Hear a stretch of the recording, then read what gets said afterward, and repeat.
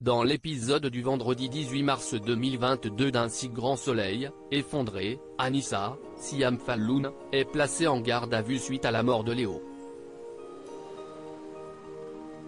Yann, Constantin Balzan, se charge de l'interrogatoire. La jeune fille est dévastée, Florent, Fabrice Deville, sera son avocat. Elle lui raconte tout, elle a quitté Léo et est partie, il était encore vivant à ce moment-là. Yann pense qu'il s'agit d'un homicide involontaire. Tous ignorent que Léo est tombé en voulant fuir Bruce et son homme de main. Yasmine, Soria Moufakir, apprend pour sa fille, elle est bouleversée. Elle est certaine qu'Erwan est derrière tout ça pour la faire payer.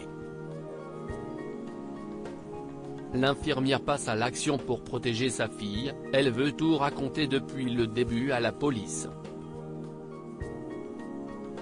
Dylan, Istvan Nekrasov, va au poste pour donner des informations dans l'espoir d'aider Anissa. Il révèle que Léo était dealer et que cela a beaucoup déçu son ami. Dylan espérait aiguiller Yann vers les connaissances pas nettes de Léo, mais cela conforte le flic dans sa théorie de la dispute qui aurait mal tourné. Elisabeth, Christelle Labaude, s'excuse auprès de Jennifer pour lui avoir posé des questions au sujet de sa famille. Elle lui explique, ainsi qu'à Arthur, Auguste Yvon, qu'elle va collaborer avec la police pour retrouver les voleurs. Elisabeth est encore soupçonneuse envers Jennifer et sa possible implication dans le cambriolage. Chacun part pour commencer sa journée.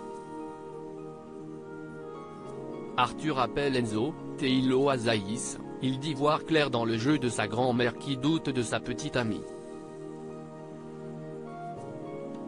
Claire, Mélanie Maudran, déjeune avec Elisabeth.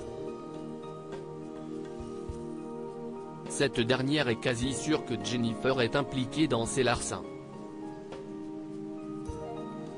Claire lui propose de mener son enquête avant d'énoncer Jennifer à la police, elle accepte.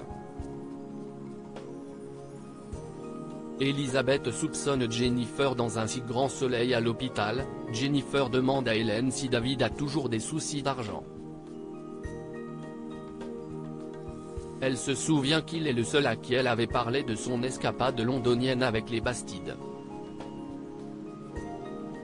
Le principal intéressé entend cette conversation, il est quelque peu vexé que sa collègue ait pu imaginer qu'il ait commis ce cambriolage. Jennifer se sent idiote mais elle est stressée à cause d'Elisabeth.